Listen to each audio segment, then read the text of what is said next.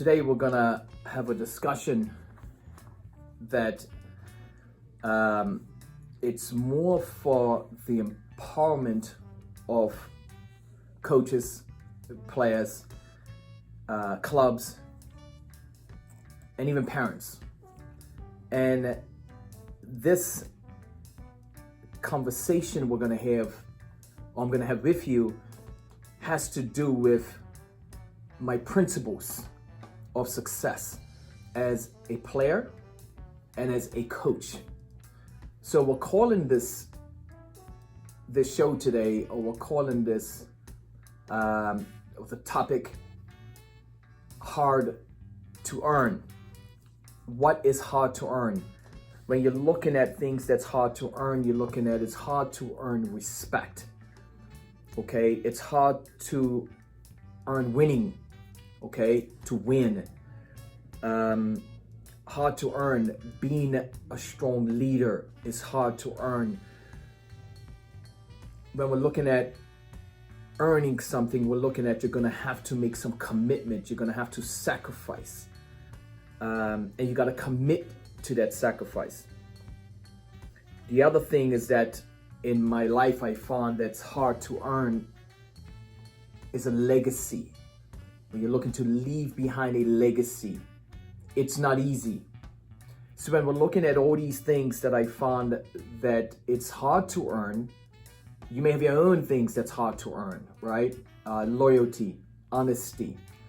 It all comes around committing yourself to something.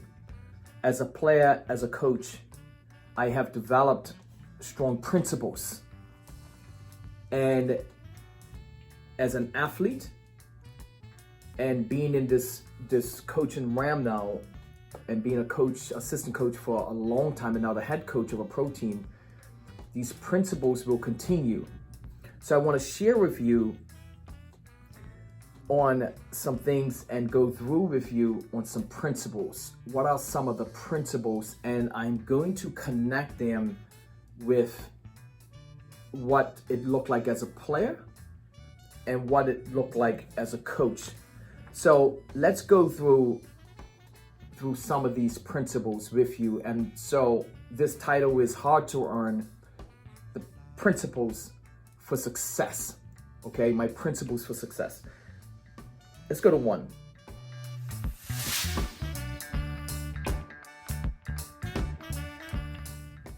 You must, and at the time of these journeys, I must have a why, okay? One of the things that's important that I can share with you, that you have to have a why. Your why, and my why was my emotional stakeholder. This is what got me up every day. This is what got me going. This is what it looked like. So when I started playing the game at a young age, my why was that I wanted to be an entertainer. I wanted to be the best. But I wasn't the best talented player. I had to put work into it.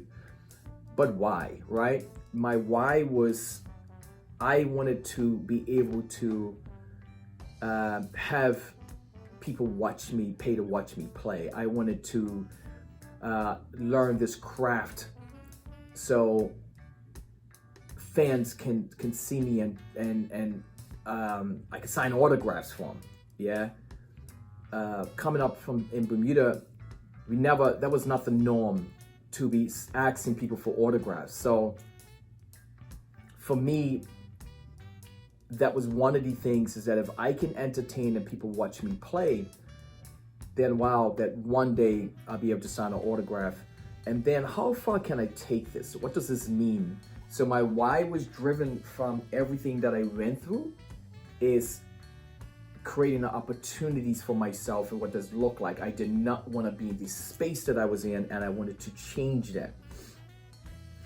And as a coach, my why now is the emotional setting that gets me going, has to do with everything that I've put into the game as a player. It has to now show forth. It has to be pushed forward to the players that I'm coaching. I have to make sure that my players as a coach have their own why. They understand what that looks like. I have to make sure that they're emotional and socially connected and they buy into everything, which means is now I have to share with them everything that I went through so they can understand the importance of this principle. The second principle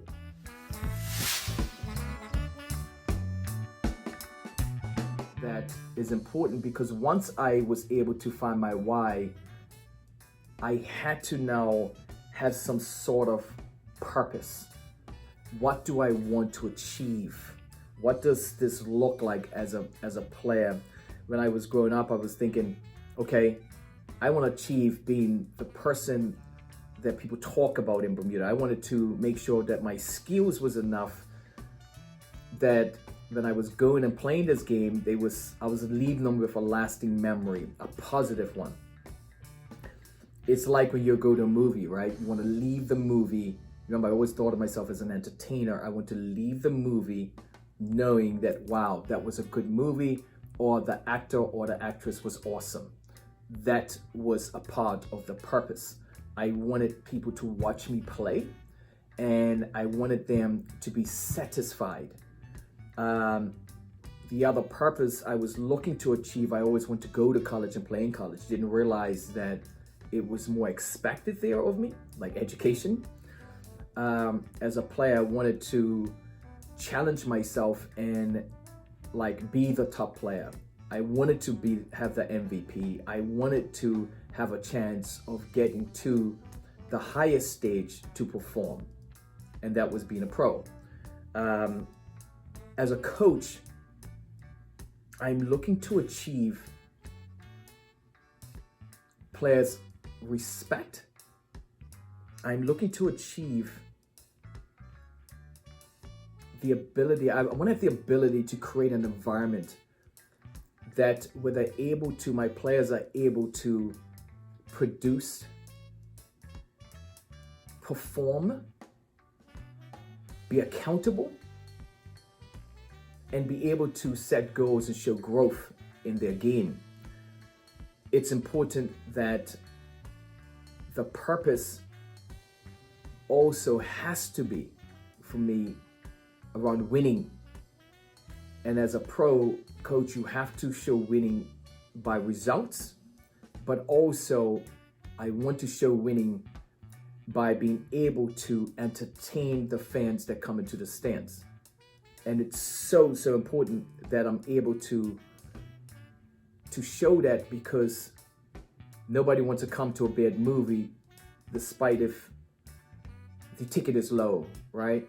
I don't want people paying money just to come and they see a result. They have to leave talking about the culture and the climate they just experienced. So my purpose is winning through good performance and result. Yeah, at this pro level, nothing else counts. You don't win, something's not working. And for winning to work, every player has to be on the same page and run as a family. This team has to run as a family. One boat, one team. It's not going to work no other way. Back in the day, we used to say, well, I don't have to be your friend on the field, okay, or outside the game. But when the game starts, we have to perform together. No, it's a different mindset now.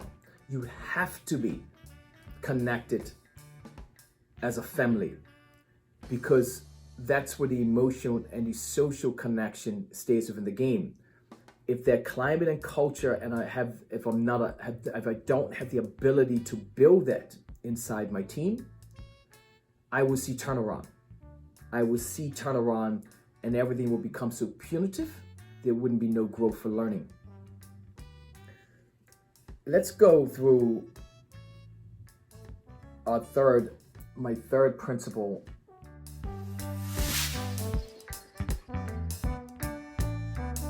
And a third principle led me through having some success. And that is your sacrifice, and at the time, my sacrifice, and even now, has to be greater than my want. Your sacrifice has to be greater than your want. So as a player, I had to give up so much. I had to understand what pain felt like when I was going through these sacrifices. When I was young, going through this training, like I couldn't have a girlfriend. Yeah. I couldn't do some of the things that other players was able to do, the extra activities, because I was always, didn't have the talent, so I had to work towards something. So my sacrifice as a player had to be great. As a pro player, I had to sacrifice comfort. I had to be uncomfortable. I had to sacrifice my mindset, or not thinking that I have arrived, or thinking that this is the end. If I signed a contract, then it's fine. Every year, I'm going to be good enough to hold a contract. What did that look like? For 7 years, even after I signed a contract, every year I went to invitational open trials for my team in Harrisburg. When I signed the Harrisburg team, the coach looked at me like, why are you here? The players looked, hey, why are you going to these? That's not for us. See, I had to shift my mindset because I did not want to be comfortable. So I sacrificed, even the thought of getting injured at the time didn't faze me. I went to trials and I had to see who was coming for my job. I had to see who was trying to take my spot. What did that look like? I was never putting myself in a position to be comfortable. And I wanted to be the best player in that open trial or invitational. And for 7 years straight, I kept going. And it's only then, after 7 years, I realized that I have to now have the ability to not let others self-motivate, not let others motivate me to be driven. I have to assume that my job can be taken any given time. But those sessions, like I want to come first in runs, I want to be the best. Now this is an open trial that I did not have to be to because I'm already under contract. So your sacrifices has to be greater than your want.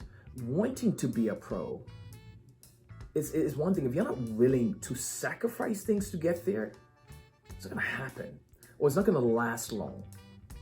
And when you go through sacrifice, you're gonna go through some pain that's gonna hurt.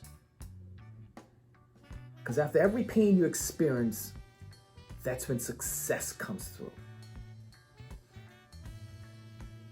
As a coach today, my sacrifice as a coach is going to be, or has to be, and is understanding, is that I'm going to have to make decisions. I have to make decisions based around the integrity of this team. So I'm gonna have to sacrifice a lot of time to commit to growing, learning, evaluate, build my objectives, accountabilities, and I'm gonna have to understand if I don't put the time to it like I did when I was playing, there will not be a positive outcome. This is a principle that I live by. When your sacrifice is greater than your want, you will see some success. So as a coach, preparation means time, means commitment, and that's what I'm had to do. So when looking at the Baltimore Blast, I had to now put a lot of things aside to make sure that I've collected my data, I've spent time evaluating players,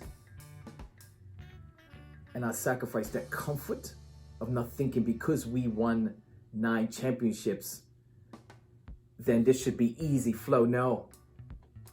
I knew that I had to now step out into of the box a little bit and take some chances of adding new tools to our arsenal, and one had to be a climate change and a cultural shift. Change will become difficult for many of my players and even some of the fans, but I have to understand that that's the sacrifice I have to make if I'm looking for growth in my coaching and for the team. My fourth principle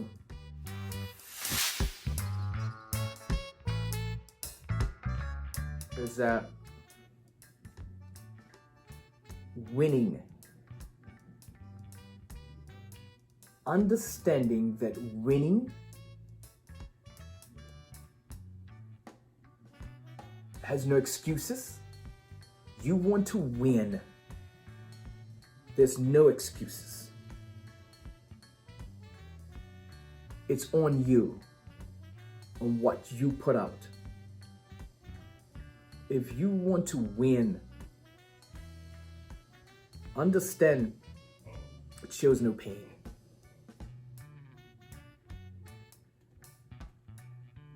Winning is not easy. Winning as a team is even more difficult. If you're looking to be a player, if it's a college, if it's a club, and you want to win, you cannot have any excuses. Because every day you gotta be willing to learn. As a player, I had one of my biggest things in the indoor game was getting adjusted to the walls. I remember the first year I was kind of like, I can't do this because these walls. So I felt, well, it's because of the walls and the indoor game is why I can't play this game. Excuse. It wasn't gonna win that way. I started complaining about the tackling. Another excuse. I just had to go and do some work. So what I done in these two simple areas, I stayed after training, dribbling balls down the walls, work with defenders. Then I committed to the type of player I wanted to become. Then I started dissecting some of my players on my team because I wanted to be better. I wanted to be the top player. So I committed to that. I had no excuse. Had a bad season, no excuse came out. That's also part of winning. Being successful, having a good game is a part of winning. So I put my work in. And when I put my work on, the outcome showed. As a team, we just wasn't good enough to complete the task of winning the championship until I came to Baltimore. No pain. There's those days when you didn't feel like running 3 miles, but you had to get up and run. There was no pain in, okay, you lost the game, and now I'm just gonna find a reason why we lost with everybody else. No, you came back the next day, and winning was still one of the biggest things. I want to win. The amount of tears that you have when things don't go your way. When the media tells you you had a tough game today. Don't show that pain. Don't show your weakness. But you're gonna go through that pain. But don't show that, oh, you look like you're giving up when pain arrives. Show no pain. Go through it. Accept it. Because more pain's coming. So as a coach, my players have to understand that changing and shifting into this new coaching climate, they will see some pain, they will feel some pain, they're gonna feel it. Don't show the pain, go through it, grind through it. You don't wanna get exposed. Because if you show it and you're not able to go through it, you're gonna start getting weak and fear sets in. My fifth principle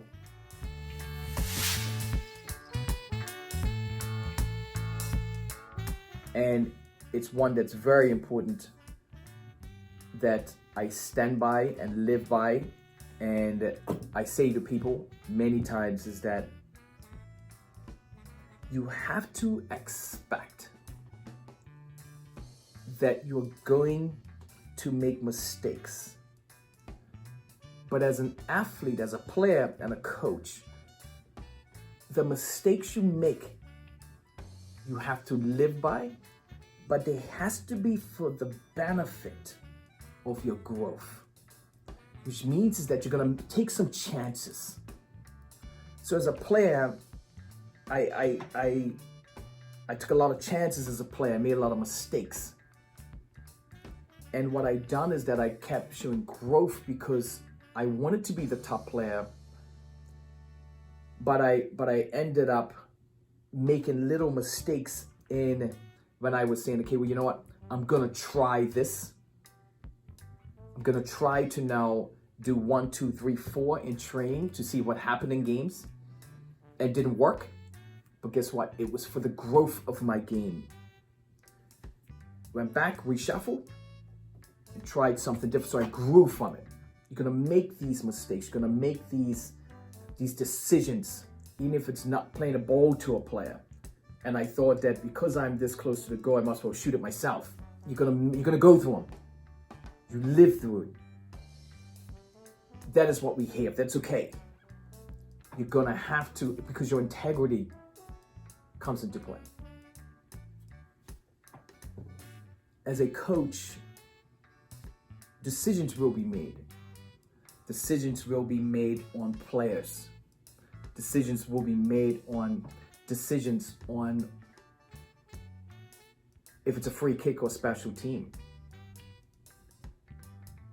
Decisions were made on who we bring in. And I may end up making a mistake in making some of those decisions, but that's something I have to understand and my players have to understand. I'm human. But as long as they trust me and understand the direction I'm going, they will allow for mistakes to be made as long as it's not mistake over and over and there's no growth. I may see a player in open tryouts that I may miss and not pick the player. But it's because I may have chosen another player over that player because I felt at the time that's what we need. And the player I didn't pick will probably end up going to another team and doing well. I have to live with that.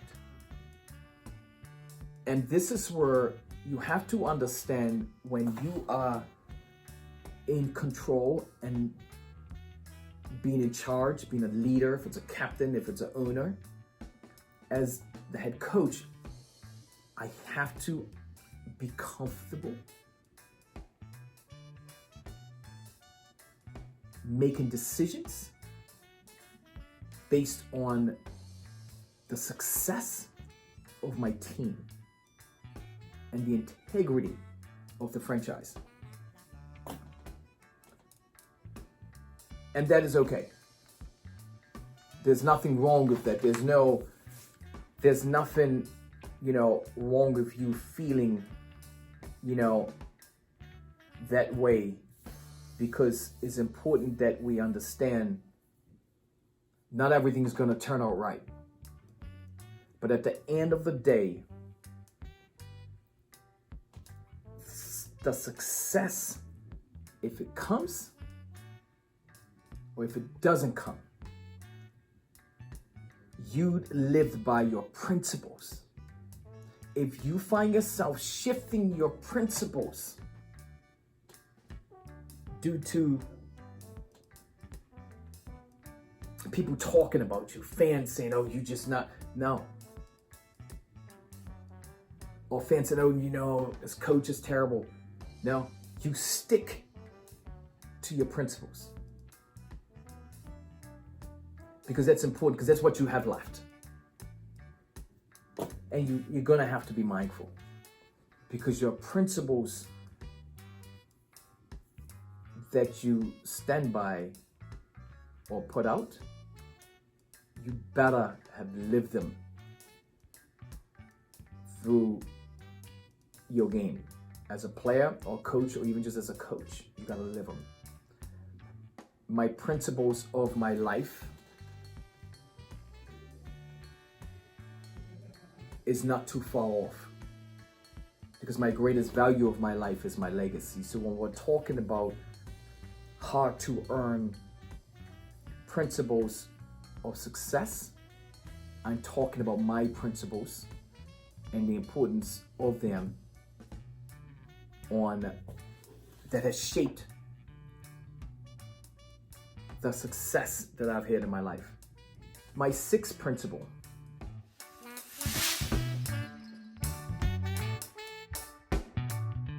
is that we must have the ability, and I had to have the ability to adapt and engage.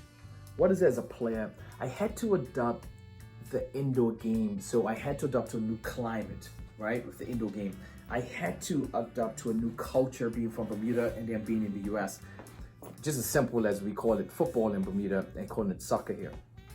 I had to adapt to that.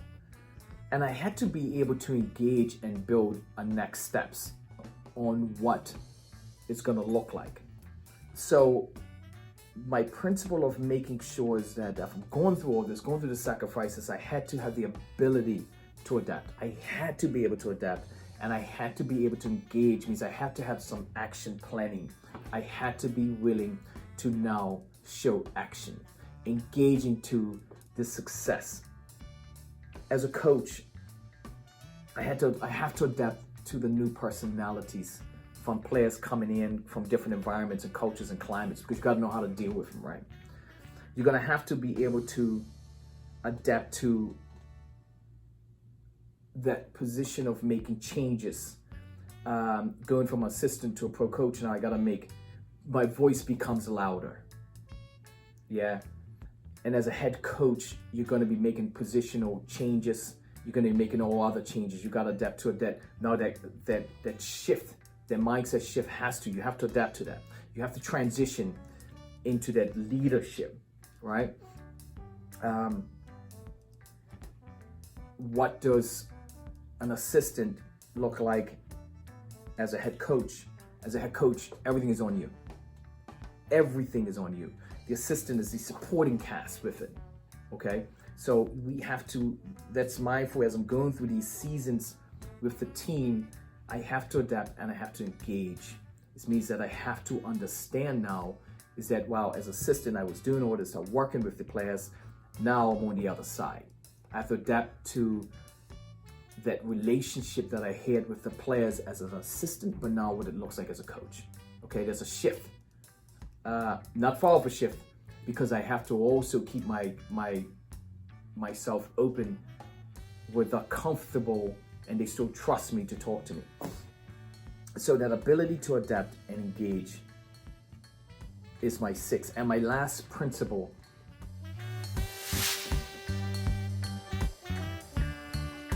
my 7 principles is you have to be willing, and I have to be willing to take chances.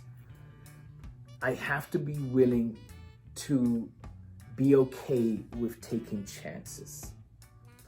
As a player, I had to try new things. I had to try new positions. I had to take chances as a player. I had to if I wanted to be the top player, I had to take chances. I had to take chances in learning the game from all different aspects. I had to take chances in learning from referees what that looks like. I have to commit myself and put myself in situations where I can continue to grow. I had to take chances of the 7 years trying out or being in a position where I kept coming to open trials. You take those chances as a player. And a lot of chances may not work out for you, but you have to be comfortable with it. You have to be comfortable with it. When we take chances, we grab so much knowledge despite what the outcome is. If it's positive or negative, you will have a growth mindset from it. So your opportunities for growth becomes greater when you're able to take these chances. And if the chances that I want to be more creative as a player, step out of this line of just being this compliant personality, I want to take a chance to be more dominant, I want to do these things, it could only have an outcome for growth. As coaches, one of the chances I'm gonna have to take is that when it's the time to either release a player, fire a player, make decisions for outcomes, I also have to take chance is trusting by default as a head coach. And as these years and seasons go by, and as I'm coaching, I'm gonna have to understand is that live by my decisions, make the decision, and understand that there always will be growth opportunities there. But my chances as a coach has to show more positives than negatives because the results is more magnified. It will be tough when you have to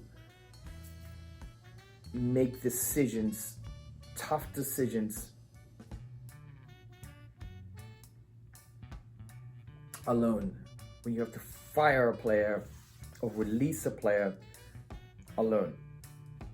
It will come at ease if the decisions you're making and the chance you're making and taking a chance on other players instead of the ones I may have or the ones I have due to other players, as long as I have an objective, an outcome, and it's for the growth and development of the team,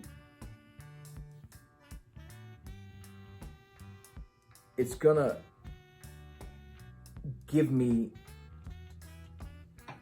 some relief because there's direction. It doesn't make it a great feeling, but it makes it an understandable one. So with my 7 principles, the one thing is that as a player and as now a coach, I'm gonna have to be comfortable being uncomfortable. I'm gonna have to be comfortable being uncomfortable.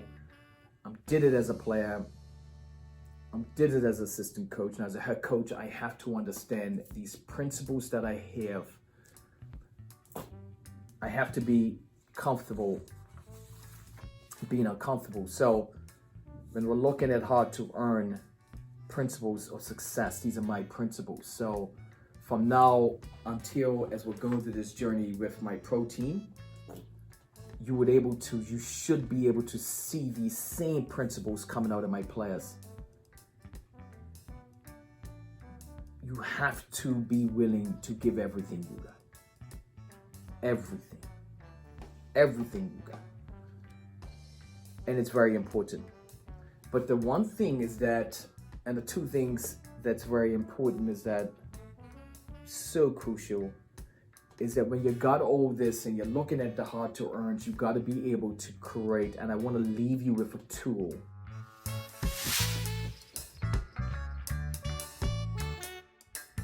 You have to structure. All success needs structuring. Success needs structuring because now you can set goals and accountabilities and timelines. So let's go through 5 areas of your structuring when you're being successful, because we're looking at hard to earn. I just can't tell you my journey. I got to give you a tool to go with.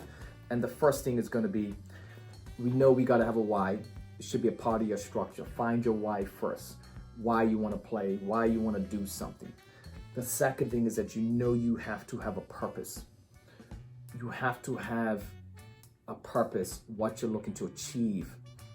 The third thing is that you have to have some vision of how far it's going to go, what it's going to look like. The fourth thing is that with everything success, you got to create timelines. You got to be able to create these timelines. You got to be able to framework it and structure it. Like, how long would it take for you preseason, or let's say if you're a pro and your season starts, on one date, go back to 3 weeks before is when I want to do my early preseason. Before that, I want to start my weights. Structure. You're going to have to create structure. If you're playing a tournament, go back and create some structure if you're looking for success. Okay, so you got to structure everything. You got to structure that's a part of supporting your success. And the last thing is that you got to show action. You cannot put all these things in place if you don't show action, if you're not able to do a next steps and actually do something. Don't put this all together and you can't do anything. Not gonna work. So you gotta have action. And the last part of this tool is just more of understanding. You have to enjoy your journey. You have to enjoy your journey. If you're a player, if you're a coach, you have to enjoy the journey. It's so important that you enjoy the journey. If you do that, it doesn't become a job. It becomes a career.